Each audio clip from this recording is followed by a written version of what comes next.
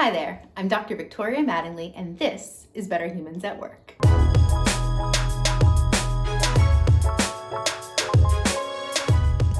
On this week's episode, I'm joined by Nicole Doyle, Head of Talent at Move Technologies. Nicole is also a former technical recruiter at companies including Amazon, Facebook, Uber, and she's a big advocate of inclusive hiring. Nicole is an expert at creating high-touch candidate experiences focused on fair interview processes, building scalable and efficient systems for talent assessment and talent acquisition, training interview teams on how to be inclusive and make hiring decisions based on company values, and teaching recruiters and leaders how to become talent magnets for their organizations. Nicole and I talk about what inclusive hiring really means, and when we use terminologies like head of people or head of talent, what's the difference between that, and why what we talk about at work and how we label ourselves as people leaders has implications for how we best leverage our talent and our people within the walls of that organization. Without further ado, here is Nicole Doyle and I talking about talent, people, and being better humans at work. Hey, Victoria. Thank you for joining us today for Better Humans at Work. I'm here with Nicole Doyle, and we met about 4 or 5 years ago now, back in Seattle when we were both working at Amazon. And we lived in this beautiful apartment building right on South Lake Union, and you could walk with a little kayak. We both have 2 sons around the same age, so they'd play in the water, we go kayaking. It was such I remember that was one of my favorite parts. I would pinch myself. This was not real life. Iconic moment, just like the paddle boards with our sons on the tippy top of them, and we'd be going around South Lake Union.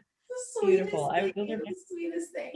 But you've been all over the place and done amazing things since then. I mean, we've both kind of done our own thing, and it's been so fun coming back around and catching up. And I just wanted to hear about your journey since 2016 in Amazon, what you're up to now, and your role, Nicole, in helping improve the human experience at work. So what have you been up to since Seattle? Oh my gosh, I've had quite the journey in tech.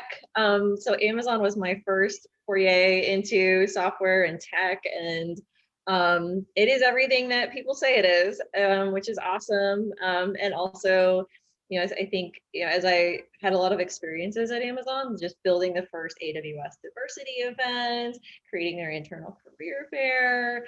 I also felt like I was getting a little burned out too, and had to kind of right size and find the role that was good for me. So I transitioned over to Facebook Reality Labs and was working on AR glasses and building teams in that space. Then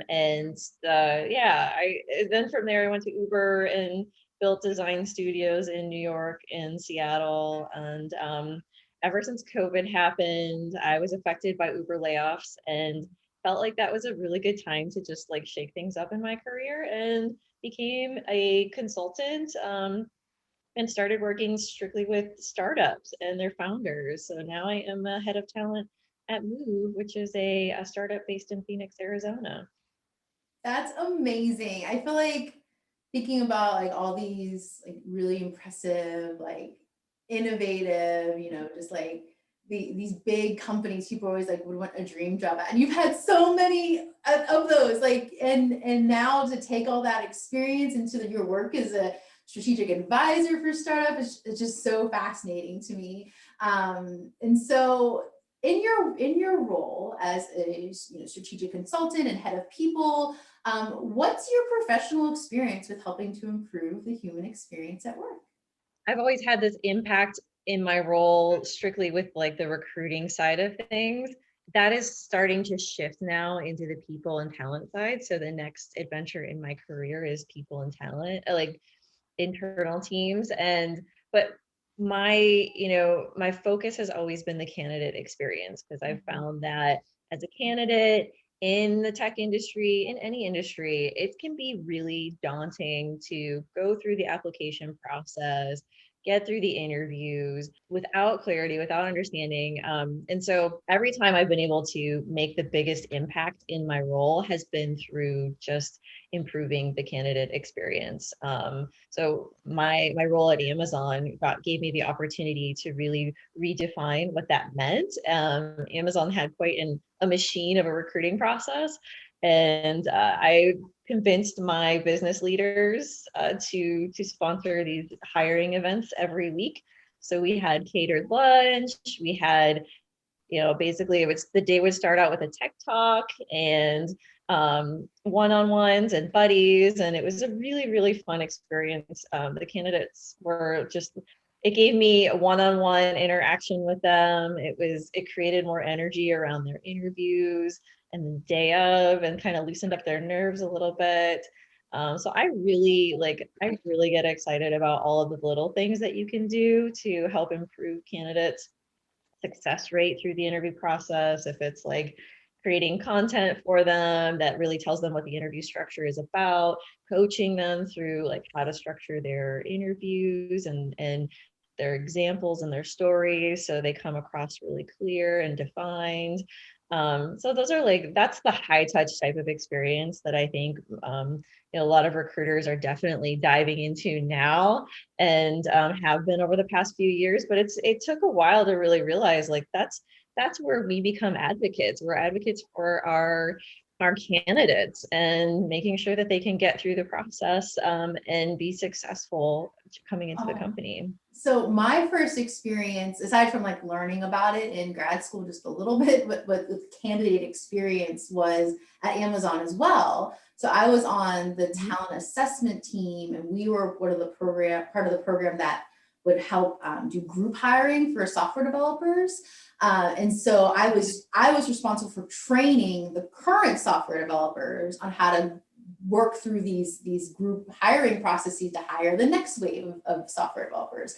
And I remember the candidate experience was such an emphasis that I was able to build in some like mini emotional intelligence training into this very technical hiring program, because candidate experience was so important. How I'd always explain it to the software developers was like, I don't care if you're not going to hire like Jose, but Jose's going to go back to MIT and be like, I had an awful experience. Do not even apply to Amazon. You're going to lose all of Jose's friends because he's back at MIT telling all his friends how awful his candidate experience was. So like, we need to treat all candidates as though they're valued, respected, seen, and heard. Like, this is why you need a chit chat between the interview rooms, and ask them what they like to do on the weekends, and ask them what their favorite class is, and I just felt that gave me such meaning and purpose to be able to take something that was a very technical competency base, like they had a code and pass all the coding tests and everything, and still embed that human element into it, embed emotional intelligence into it, and hopefully help some of these software developers see like, oh, like these soft skills things, they're actually power skills, and that this could help me in my everyday career as well, right?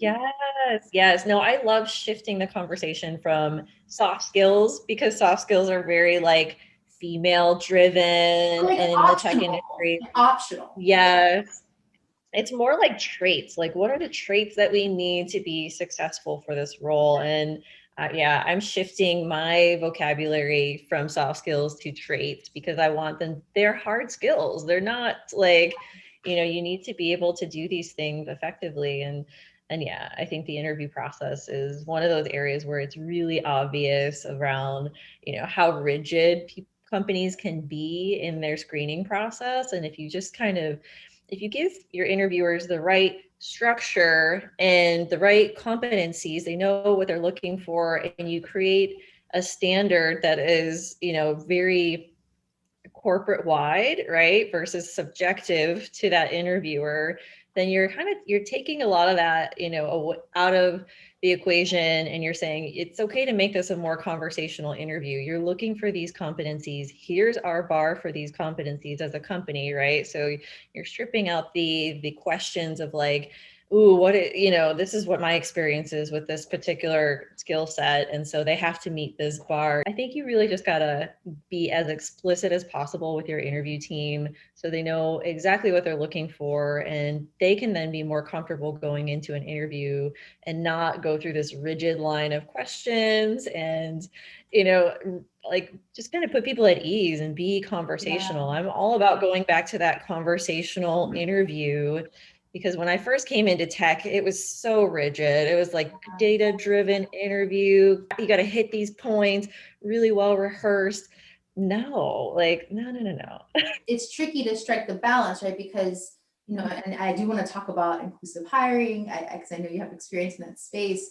But, striking that balance between, we need to have structured interview processes. We need to make sure that we are structuring it to the point that we can let only that systems two thinking come into play. And so we're not letting our system one thinking of bias, right? Oh, this person's like me. This person went to the same school as me. This person speaks the same language as me. So I'm going to assume that they're going to be the best at this job, right? So we need to have that structure in there to not let those biases creep in and make sure we truly are. And as you said, hiring for the competencies, hiring for the skills. And I love how you said before about treating soft skills. You said I would say like tools or like the same way that like being able to code in a certain language, like that's a critical tool. That's a critical skill to have to do your job. Same thing with emotional intelligence, people skills, just being able to have a conversation and like needing to do both. And that's why hiring and recruiting is so nuanced. But before we get into the nuts and bolts of inclusive hiring, because I'm fascinated to hear more about that, you did mention how you call yourself, you're head of talent, but you're in the people and talent space. And I feel like you chose those words very intentionally. And I feel like how we're talking about, like I see a lot of more chief people officers now in a way that maybe is not replacing CHROs, but adding another element to it. And so I'm curious, like, why people and talent, like why that word choice, and like what do you see as kind of like where this field is going? Because it seems like it's not coming out of HR, it's part of HR, but it's shifting and morphing. I just wanted to know if you had some thoughts on that. I've been thinking about this quite a bit over the past week, actually, because people and talent are one and the same, right? They're not different. They're they're the same. When we think about talent, it's the incoming new fresh class of employees that we're hiring. People are like the existing population that we have in our company. But I think they're one and the same. And if the culture around this is like shifting and we are hiring more CPOs, chief people officers, then I think the language is going to change too. It's just when you're recruiting and you have this recruiting hat on, you want to consider everybody as like talent, right? Like this is the talent pool, this is the talent pipeline. It's just the vernacular that we use in recruiting. But I think it's all one and the same. When you're in a company, once you finally get hired, you still want to be considered as the talent, right? Like you didn't lose your talent because we hired you. You're still talented. No, but I think that distinction between like before you get the people in, right? And so it's like seeing it as not, I mean, people are so much more than just an asset or a resource, right? But like when people talk about war on talent, and sometimes for me making the case in my field of diversity, equity, and inclusion, I use that as an argument for why companies need to invest and care about DE&I. It's because this is a war. It's a war on talent out there, and millennials want DEI. Gen Z is demanding it, and so you're going to lose top talent if you don't put your money where your mouth is with this DEI stuff, right? So like I use that argument, but this distinction between like talent is before you're here, right? And then once you're here, you're our people, right? And so it's looking at that whole employee experience lifespan. And because once I'm there, yes, of course, I want you to recognize my talent and value and use my talent, but like I want you to see me, understand me as a whole multifaceted individual, right? That I'm a person and need multiple things to succeed in this environment. And so I've never quite thought about it as like a time-based definition, but as an organizational psychologist, Nicole, I'm always trying to define things and operationalize things and get the right wording. So that's just super helpful for me. But speaking of talent, right, you are head of talent at Move Technology. I know they're a relatively new company, but can you tell us about the work you do with Move and specifically some ways that you help improve the human experience for the people at Move? This is a very small company, less than 30 employees when I joined, and they had some bare bones regarding the recruiting process. So they have an ATS in place when I joined, and some, just kind of here's how we've been doing our interviews. And really, my job coming in was to help them elevate that, right? Become more strategic around their interviews, have a more structured interview plan, and build their sales team. Sales is a really important component to any company and any organization. It drives their revenue, their success. And so, hiring a sales manager has been a really critical component to the success of this company, and hiring the right type of person. So I've actually been going through a lot of exercises with the team and with recruiting partners that I'm working with to, like, what is the right person for this role? What are the traits and the competencies that we're looking for, and how do we really vet that and still, like, not limit ourselves, because everybody has opportunities for growth and development. And anytime you're working, even in my own experience, anytime you work at any different company, you realize that you can be kind of limited in the type of work that you're exposed to, your experience. But that doesn't mean that you aren't capable of doing those types of things. So how are we looking at candidates and their capability for growth within our organization? So those are just like being very specific and intentional about the questions that we ask and the competencies that we look for that really drive to that type of result here, and helping them understand, like, why we do that, why we should think that way as interviewers, instead of we need somebody who's proven, who has done this, super successful. That's not always the case. And I think that that's a really important role that recruiters and talent people play in a company, is just really opening up that door of, like, getting people more comfortable with the understanding that the right person is there. It's just, you're looking for traits. You're not looking for necessarily all of these, like, hard technical skills. Like Can 20 they learn? years of experience in an industry that's been around for 5, or like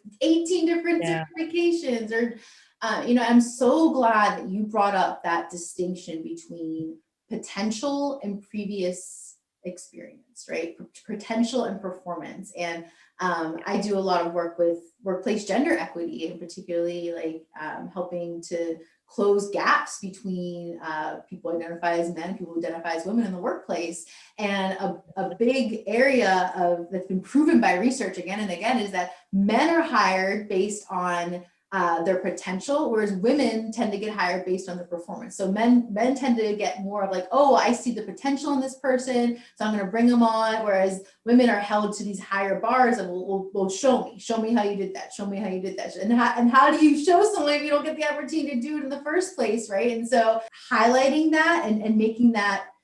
I know the next question about inclusive hiring, but like making sure that everyone gets that same look at them as full humans, full individuals, and what they bring to the table, maybe beyond what's on the resume, maybe beyond the companies they worked at or the schools they went to, but who are they as an individual, as a human, and how can we tap into that potential and make sure we're hiring based on that potential, and having that consistent across all candidates, right? And not just based on who someone is. So I love that. This is exactly what I get excited about. And now, like, transitioning into people as well, because as a recruiter, I always saw an opportunity to coach somebody, right? Like, it's not like, I'm the gatekeeper, sure, but I'm also your kind of your expert, right? I'm your advocate coming into this company, right? Like, so how can I set you up for success? And obviously understanding the interview process, what we're going to be looking for, but also how do you structure and provide a framework for us to understand and communicate in our language? Because That's how, you're going to be best, you're going to get into the company. But also just improving other people's skills in how they communicate what they're good at, how they communicate their potential, all of these really interesting points. I think men are really good at that. Women struggle in that.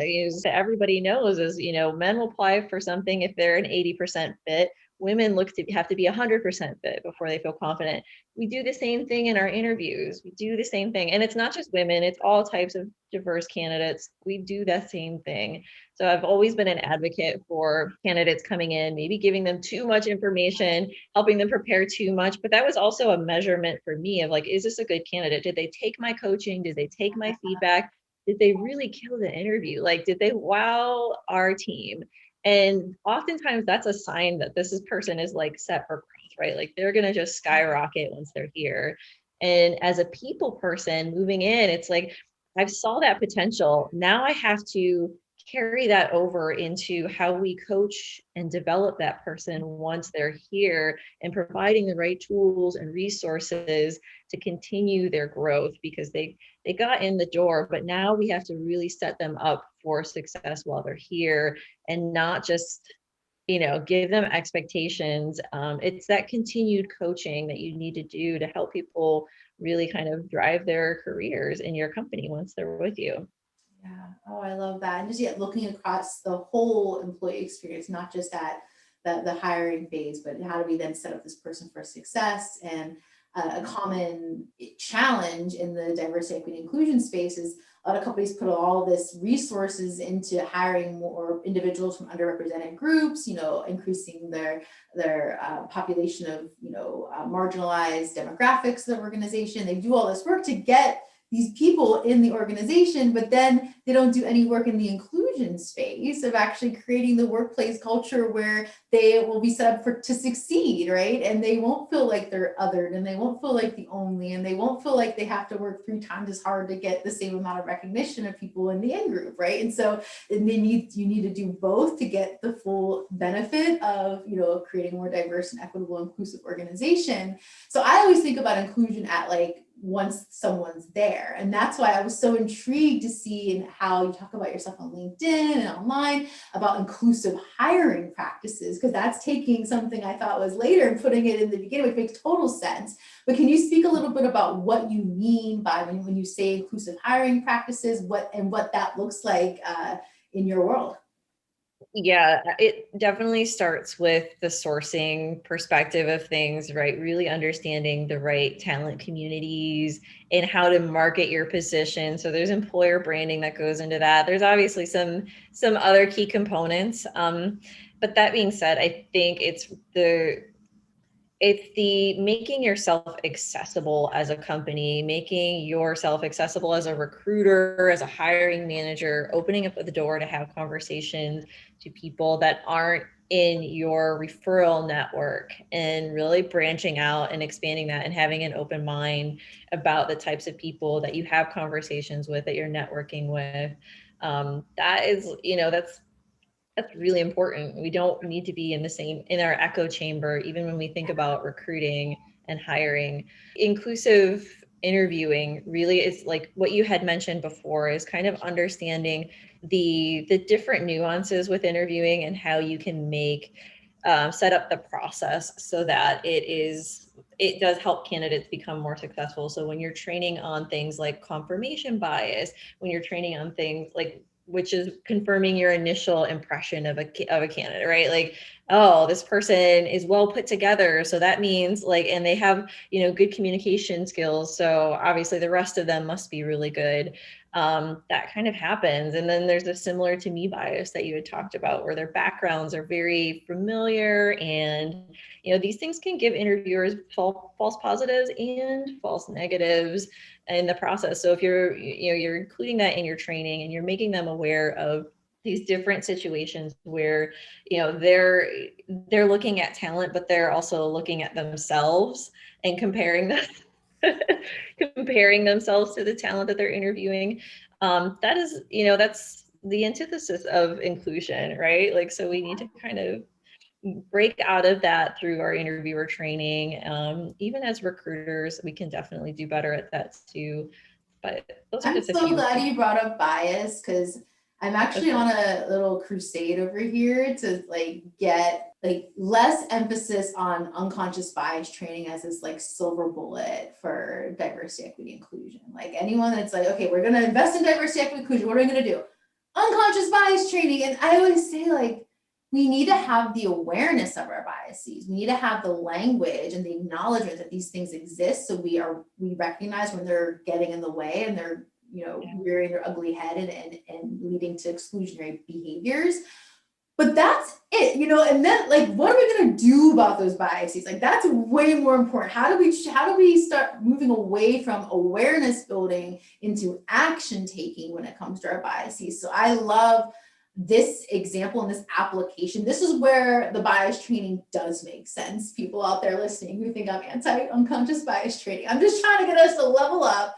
But here's a perfect example of one unconscious bias training or bias training. Let's make them conscious, right? And have the words for them. So Nicole mentioned, confirmation bias, similar to me bias, similarity bias. There's a whole wheel of biases. I'm going to share the link in the comments below.